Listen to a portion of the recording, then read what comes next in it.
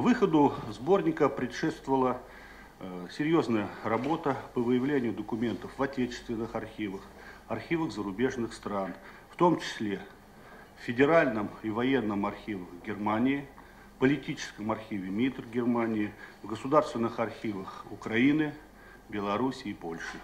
Всего в сборник включено более 1500 документов, 80% из которых вообще впервые публикуются. Очень многие под это дело рассекречены, российские документы. А если говорить о документах на русском языке, поскольку все публикуются в переводах, переведены с немецкого, с украинского, с белорусского, с польского, то более 90% документов вообще впервые на русском языке появляются. Языком подлинных источников сборник заставляет размышлять над такими сложными вопросами, как взаимосвязи между национальным движением и коллаборационизмом, где кончается одно, где начинается другое, какие методы и средства возможны и оправданы, а какие нет, во имя достижения, в общем-то, понятной цели создания собственного национального государства.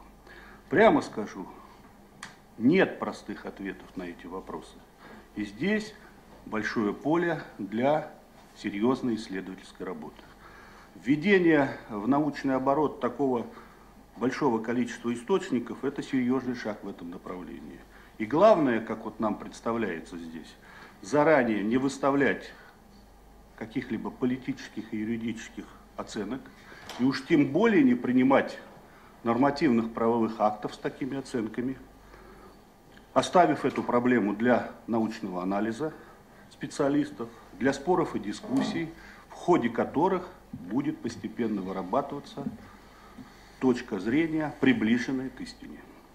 Чтобы меньше было поводов говорить о политическом заказе, на самом деле заказа не было, но ведь вы мне здесь не поверите, что его не было, да? Вы, так сказать, тертые люди, журналисты. Но я говорю ответственно и отвечаю за свои слова. Я скажу, что мы, составители, не позволили себе там, где сами писали текст, а текст написан непосредственно участвующими в пресс-конференции за этим столом, в отношении исторического предисловия, археографического предисловия, комментариев. Так вот, мы не позволили себе ни одного юридического или идеологического ярлыка по адресу участников событий прошлого, вне зависимости от того, по какую сторону барьера они находились. Более того, поскольку мы готовили научное и стремились к максимальной достоверности издания, где публикуются только подлинные источники, мы соблюли строгий подход и к фотографии. Обычно, даже в документальных изданиях, их публикуют в виде иллюстраций, не давая архивный шифр, то есть где можно эту фотографию увидеть, и датировку. И получается, это довольно часто получается, в том числе и в прессе, уж не говорим, если даже это в научных изданиях проходит, что фотография голода, например, Поволжья 1922 года, значит, фигурирует в изданиях, посвященных голоду 1932-1933 годов. А интернет вообще полон исторических фальшивок. Понимаете, с помощью фотошопа там любого гражданина можно одеть в немецкую форму, а потом сказать, что вот он там сотрудничал с немцами. Мы такой возможности себе не могли позволить, и это, конечно, ясно все. И здесь, поэтому в этом издании, опубликованы лишь атрибутированные и хранящиеся в архивах фотодокументы. Или же стоп-кадры из документального кино тех лет, в том числе и из трофейного фонда. И, наконец, последнее, о чем бы хотелось сказать мне. Вот 8 мая нынешнего года, накануне Дня Победы, на Украине, в газете «День», появилась очередная статья некоего, я лично не знаком, Александра Палия, но читал не одну его статью, он специализируется на исторической эссеистике. Он попытался в этой статье изложить новые концептуальные основы истории Второй мировой войны, Великой Отечественной войны, применительно к современной Украине. Что нашло отражение в его статье? Название ее такое: «Победа без Украины была бы невозможна». Я не буду оценивать содержание этой статьи. Такие статьи довольно регулярно появляются сегодня в украинской прессе. Ну, а зачитаю только несколько абзацев из нее. Цитирую. Даже после Голодомора и потерь Украине во Второй мировой войне руководство СССР продолжало ощущать угрозу, исходившую от Украины. Советские властные круги решили выселить всех украинцев из Украины. Эта идея была реализована в приказе Народного комиссара внутренних дел СССР Берии, заместителя Народного комиссара обороны СССР Жукова от 22 июня 1944 года о выселении всех украинцев в Сибирь. Выполнение этого приказа было остановлено вскоре после начала выселения. Вот ничтоже сумняшися, Палий ссылается при этом на откровенную фальшивку. Немецкую пропагандистскую листовку 1944 года, которая была предназначена для распространения среди украинского населения. Об этой фальшивке, кстати говоря, неоднократно писали добросовестные украинские ученые-специалисты, ученые-историки. Так вот, подделки под якобы акты руководства СССР мастера были изготавливать и деятели ОУН-УПА. И вот один из образчиков такой продукции в фотодокументах мы специально дали, чтобы вы могли посмотреть, как вот эти псевдоисторические документы распространялись среди населения, хотя на самом деле таких документов не было. Конечно, мы понимаем, что выход двухтомника не остановит всех тех, кто пишет неправду или ссылается на фальшивые источники. Но для тех, кто хочет и умеет слушать и думать, кто действительно стремится понять, где же все-таки была правда, где была истина, я думаю, что выход двухтомника будет чрезвычайно полезен. Иного пути к познанию прошлого через путь рассекречивания документов, открытия все больших массивов источников, чтобы все их сделать доступными для познания, для ученых, для граждан, у нас нет.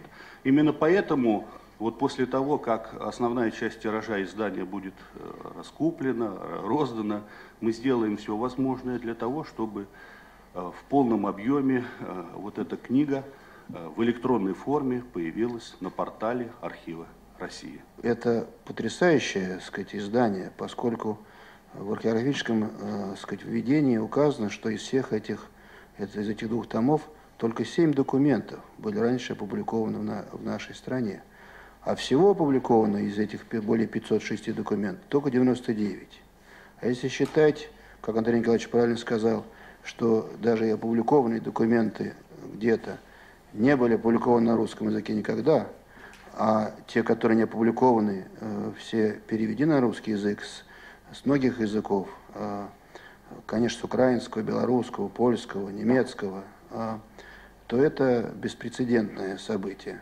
Поскольку, как мои предшественники сказали, это одна из пока не до конца изученных тем Второй мировой войны в целом и Великой Отечественной войны в частности, одна из неизученных до конца или, трактуемых по-разному тем в истории и России, и Украины, и Белоруссии, и Польши, и истории Германии.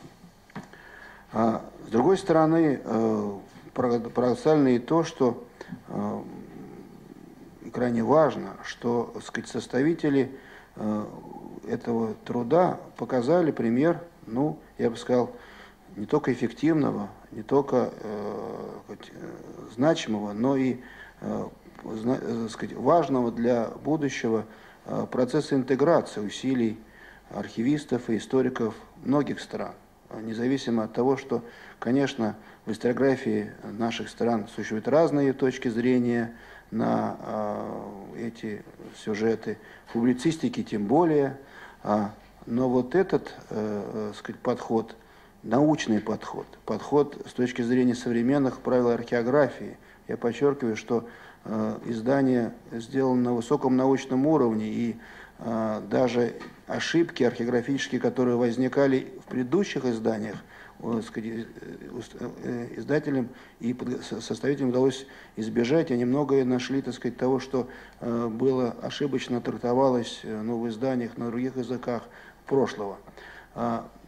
И крайне важно и то, что вот этот такой системный научный подход демонстрирует архивное наше сообщество. И то, что и архивисты Российской Федерации, и Украины, и Белоруссии, Польши, Германии сообща сделали, и это говорит о том, что кооперация и сотрудничество имеет свои плоды и дает свои результаты. Здесь есть целый ряд групп документов, которые, может быть, не так даже важны для специалистов, но для широкого круга читателей. Ну, я уже говорили сегодня о фотодокументах. Это не только фотографии, это и иллюстративные материалы.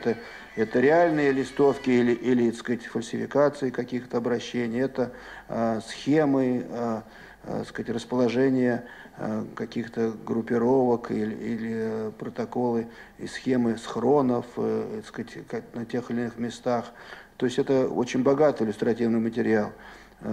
Ну а сами документы, любой, если их можно взять, они сказать, дают совершенно, так сказать, конечно, исходя из документов той эпохи, картину очень разностороннюю и разноплановую, сказать, и ситуации. Составители не вторгались в документ. Это не так сказать, их позиция. Это реальные, сохранившиеся в разных странах, в разных, так сказать, архивах, федеральных или ведомственных архивах этих стран, документы об этой эпохе. И примечательно, что и все биографические справки, которые там тоже составляют огромную часть, и это очень большой труд, потому что представлены представители разных стран, разных групп, разных, так сказать, тех, кто боролся друг с другом, тех, кто, сказать, в общем, на кого-то опирался, кто с кем боролся или сотрудничал и так далее, они тоже сделаны совершенно непредвзято. То есть только реальные факты без каких-либо оценок, политических или каких-то личностных оценок. Просто реальные факты и конкретные характеристики без того, что, так сказать, может бы служить, такой непредвзятым документальным свидетельством. Это сделано сознательно, потому что, конечно, все мы имеем определенную позицию гражданскую по отношению того, что происходило в нашей стране, тогда большой стране, в СССР, и в странах, так сказать, теперь уже мы изучаем это как историю отдельных стран, но тем не менее все равно это общая история. И мы имеем свою позицию. И составители разных стран, которые участвуют в этом работе, тоже могут иметь свою позицию. Но здесь как раз было принято совершенно, я бы сказал так, подлинно научный подход к этому отбору материала и его интерпретации, для того, чтобы исследователи, молодые исследователи или исследователи, которые уже занимаются этим давно, могли получить только материал. А интерпретации они будут, так сказать, опираясь на этот материал, я надеюсь, они будут объективными. Это крайне важный, так сказать, документальный, так сказать, материал, который долго-долго будет служить и в образованию подрастающего поколения, и, конечно, исследованию исторического прошлого. А мы должны продолжать это исследование, поскольку, конечно, чем меньше, в общем, будет белых пятен или черных пятен в истории Второй мировой войны и Великой Отечественной войны, тем будет лучше для подрастающего поколения.